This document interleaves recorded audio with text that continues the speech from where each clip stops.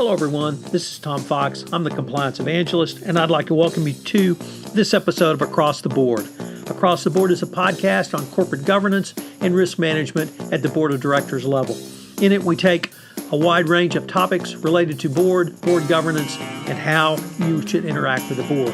Today, I have with me Jonathan Marks, a partner at Marcum LLC. Jonathan is a well-known commentator in the field of internal audit, and he talks to us today about the board's role in fraud and fraud prevention.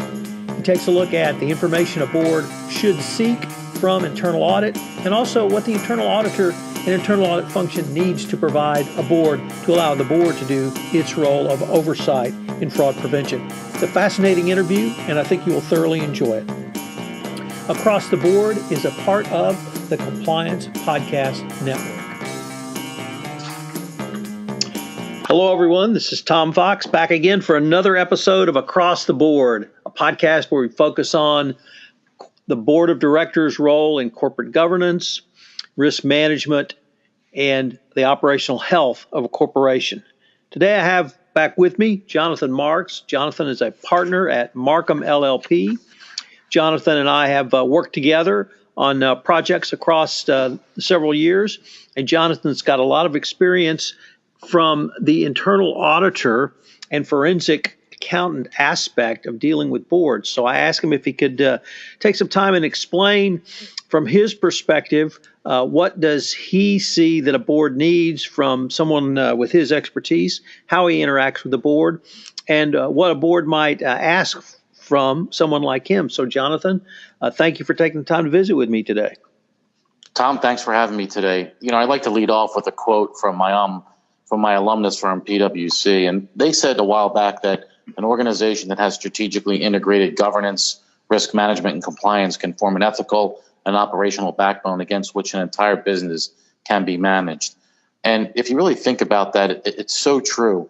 And governance is something that is somewhat amorphous to a lot of folks, but really is overlooked a lot of different times. And what we find is, especially when we're doing an investigation and performing root cause analysis, you know, a lot of times what we do is we go back and we look at the governance framework and see how robust that framework was. And more often than not, we find chinks in the armor there. So I think this is a great topic for today. And, you know, I'm happy to talk about it. Well, great. Well, Jonathan, one of the things that I think many board members struggle with is, unless they're a former chief financial officer or a formal internal auditor type, or currently a CPA, they may not even understand the basics of the fraud triangle. So maybe you might start with that and then expand on how do you take a concept which you, and maybe even I, would consider so basic as the fraud triangle, and help a board understand their role in corporate governance vis-a-vis the fraud triangle. Yeah, before we get there, I'd like to back up a little bit. Let's talk about, you know, corporate governance. What is it? You know, when somebody asks me to define corporate governance, you know, there's a lot of different definitions out there. But the one that I think works the best is that it's really it's the systems and processes an organization has in place to protect the interests of its diverse stakeholder group. So that's when we define corporate governance, that's what we define it as. And when we talk about the systems and processes and we look at the framework, there's really a lot of different frameworks out there. The one that I like best is the one, again, from one of my alumnus firms that, you know, certainly talks about different components of good corporate governance. And they consist of the board of directors and committees, the legal and regulatory environment, business practices and ethics, disclosure and transparency, monitoring, communication, and enterprise risk management. So when we talk about the fraud triangle, where does that fit? It fits in a bunch of different places within the confines of that framework. But I think the way the triangle can actually help is, and Matt Kelly, who we all know and is a very astute individual and a prolific author, you know, recently did a presentation for me and our folks. And one of the things that he talked about is that everybody's fraud triangle is sized differently. And it really made me think a little bit, because if you look at the three components of the fraud triangle, which are pressure, opportunity, and rationalization, I've expanded on that in some other theories, and to include competence and arrogance, which we're not going to talk about today.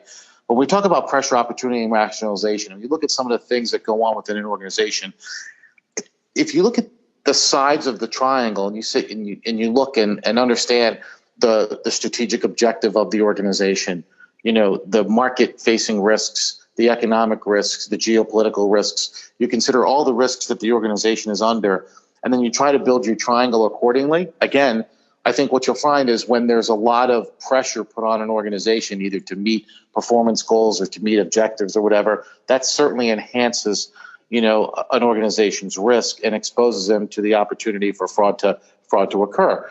And so when we talk about the fraud triangle, I look at it in that way, is that everybody's fraud triangle is structured a little bit differently. You have to figure out from a board perspective and from a management perspective what actually that looks like, and then react accordingly. Again, not boiling the ocean. We really do want to focus on high risk areas. And so I think this helps to frame it a lot better. Well, Jonathan, there are several levels to any analysis. Obviously, someone like yourself or myself who might be an investigator on the front lines performing an investigation, we might report to senior management, a chief financial officer, a chief compliance officer, perhaps a general counsel, or some other senior executive who would have more oversight and more strategic views than tactical views. But then a board really has yet a different function, and it sits above senior management. And oversight is one of the roles. Strategic management and strategic development is yet another role, but they're really concerned with the overall health of the organization. How can you translate some of the specific findings that you might come up with in a way which would allow the board to really fulfill this either oversight or much more strategic obligation that they have? Tom, I think that's a great observation. And the board truly has a key role in any organization in helping determine their risk profile. They do. Management is the one that you typically think about is the one who's setting the risk profile, but it's really the board that should be determining that. And I think a lot of people understand that. And let me go back to that for a second. When we think about who's setting the risk profile, a lot of people think it should be management, but based on my experience, it's really the board that, from an oversight perspective, should be determining that. The board should be ensuring that management isn't going out and doing things to put the organization at risk. We all know from the various frauds that have already occurred and have been in the newspapers and in the public eye that a lot of times things are looked at from a siloed perspective and they're not looked at in the aggregate. And I think it's the board's job to ensure that management is looking at these risks in the aggregate from an oversight perspective. And the board should ensure that management doesn't overstep its boundaries whenever it's looking at certain transactions. Those types of things are very, very, very important. So it's really important that the board take an active role. They need to ensure that management is doing risk assessments on a regular basis. Again, from a practice perspective, there are a lot of organizations out there that do a very good job of doing risk assessments, and some are better than others. But from those risk assessments are not something that it's not a set it and forget it type of an exercise. A lot of folks have done risk assessments, they put them away, they don't look at them. Organizations that are really progressive and are really taking this thing seriously. And again, there's an opportunity from a board of directors perspective here, and that is, when things change, we should go back and look at our risk assessment. Is this some risks come on, some risks come off, some might be low, some might be high. They might vacillate back and forth depending on certain conditions. But, those risk assessments should be looked at truly on a regular basis, at a minimum annually. They should really be looked at. And I highly recommend, somebody independent from outside the organization looking at them, because I think a lot of times we all get caught up and we don't have that 40,000 foot view. So having somebody looking at this from a fresh set of eyes approach and really understanding what the risks of the organization might be could help the organization better manage their risks. And the other thing the board can do is they can really ensure that management is constantly thinking about the ways that things can actually go wrong. Where could fraud be committed? We go back to the fraud triangle, the opportunity perspective. Opportunity is really the internal controls of an organization. That's something where there could be a great deal of value add not only from a board perspective, but certainly you mentioned before from an internal audit perspective, are those controls really designed to detect and deter fraud? I think Sarbanes-Oxley was instrumental in having us go back to focusing on process and controls and things of that nature. It certainly was. I also think what it also did, as it sort of manifested itself over time, the fraud was introduced into that, and people went back and identified fraud controls, and those fraud controls really were not designed to be fraud controls. They may have been designed for other things, but I think there was some confusion. And I think there's a great opportunity from a value add perspective for internal audit to go back and look at those controls and make sure they are properly designed to deter and detect fraud. That really has not been done in practice. Some folks have done it, but a lot of folks really have not. So that's a role that internal audit can play. And the other thing is the internal audit can do is, since we're on the subject of internal audit, they can help the board realize what their roles and responsibilities are related to fraud, and give train the board as to where those risks might be and things that they should be doing from an oversight perspective, and having management look at those things. So kind of pulling this all together, if the board is unaware of what's going on, that's certainly a problem. We talked about the 7 components of a governance framework. Sitting in the middle is usually communication and trust. And, when there's not good communication, and communication to me, and we've talked about this before, there's a sender, there's a medium, there's a receiver, but there has to be feedback. And, a lot of times that type of information really is not properly communicated to the board. So I think I've answered your question in a roundabout way, but if I haven't, we can go back. Actually, I'd like to pick up on one of the points you raised, Jonathan. Mm-hmm. What would you advise a sitting board member to ask of someone like a Jonathan Marks? If you were training the board to fulfill their obligations around risk management, around fraud detection, fraud prevention, or some other issue, what would you suggest a board member ask of someone like you, either specifically or more generally? Well, I think specifically, if I'm a board member and I'm talking to me, I would say, hey, what am I missing? What is it? What am I missing here? Are there things that we should be considering that we're not considering? From an enterprise perspective or an extended enterprise perspective, those things are often different. Also, from a fraud risk management perspective, what does our fraud risk management program look like, Jonathan? Do we have all the components of a fraud risk management program? Maybe we don't. How do we go back and assess those things to ensure that not only management, but other people that are responsible for the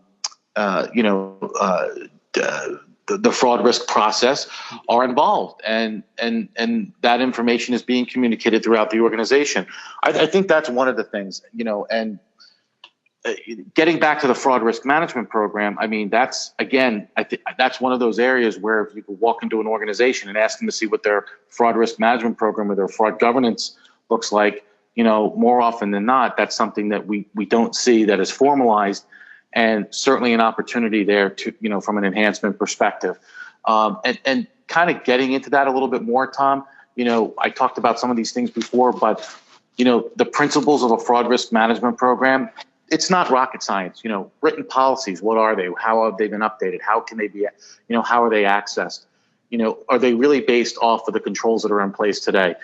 Periodic assessments, what do they look like? When we talk about the word periodic is not every 5 years. We talked about this before. Doing a fraud risk assessment, that's something that should be done on a regular basis and something that should be looked at frequently. What prevention techniques do we have? What detection techniques do we have? Are we using technology to our advantage? What's our reporting process look like?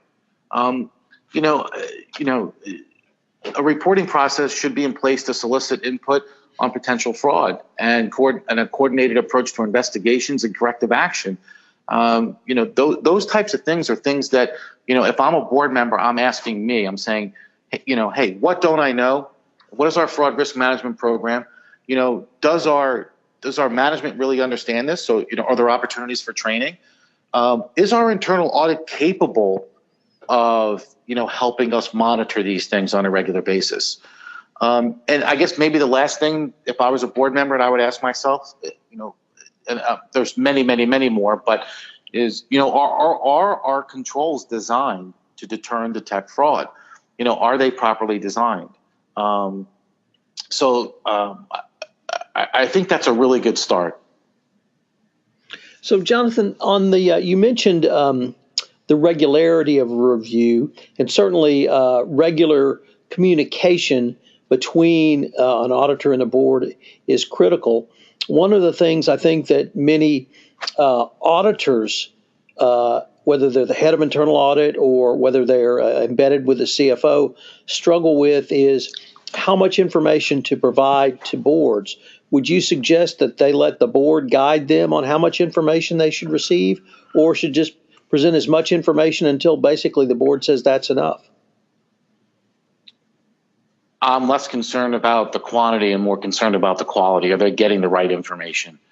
I've seen board packets that are robust and full of, a lot of noise. A lot of times that's done on purpose. You would hope that it wouldn't be, but it is. And then I've seen board packets that are very surgical in their approach and, give, very detailed things, very detailed, information to the board, allowing them to assess for themselves. I think one of the key things there, and, we certainly talked about this a little bit, is communication. So from an information perspective, I would give the board, the information that I think that they would need in order to properly assess, the risk of the business. It's not a question of saying, hey, stop, that's too much. I think it's a question of giving them, the right information, and then having a dialogue with them should they have questions or need more. A lot of, like I said before, Tom, communication includes feedback. So, you give a board a packet of information, they take a look at it, you never hear from them again. You don't know whether that information is right, wrong, or indifferent. I've been in board meetings where I've been handed a packet of information. Most people don't review that packet of information. So they get to the board meeting and they're seeing it for the first time, and then you never hear from those board members ever again. I'm not saying all board members do this, but that's certainly, that certainly does happen. I think a good board member or a board member that's diligent enough would look at the information. If they have questions, they say, hey, I need to talk to the chief compliance officer. I need to talk to the chief audit executive. I really want to understand what's going on here. Maybe it's a conversation between the two of them. Maybe it's a conversation between the two of them and general counsel. Maybe it's a conversation, depending on the nature of the information, between other folks. Human resources could be involved. People from the controllers group or finance could be involved. People from the information technology side can be involved. I mean, those people that I just mentioned are generally, the key partners and business stakeholders when it comes to, dealing with fraud and fraud type issues. So, Jonathan, unfortunately, we're near the end of our time, but I wanted to thank you for taking the time to visit with us today. I certainly hope that we can continue this conversation. It's been fascinating. I've been talking with Jonathan Marks, partner at Markham LLP, on the relationship of the internal auditor, fraud, good governance, and board governance. So, Jonathan, thank you very much. Thank you, Tom. This is Tom Fox again. I'd like to thank you for listening to this episode of Across the Board. If you have listened to this podcast on iTunes, I would greatly appreciate it if you would rate our podcast. It would help our rankings and also help get the word out about the newest podcast on corporate governance and board leadership. Also, if you have any questions, please feel free to email me at tfox@tfoxlaw.com. Across the Board is a part of the Compliance Podcast Network, and I hope you'll join me again next week for another episode as we explore the board's role in corporate governance.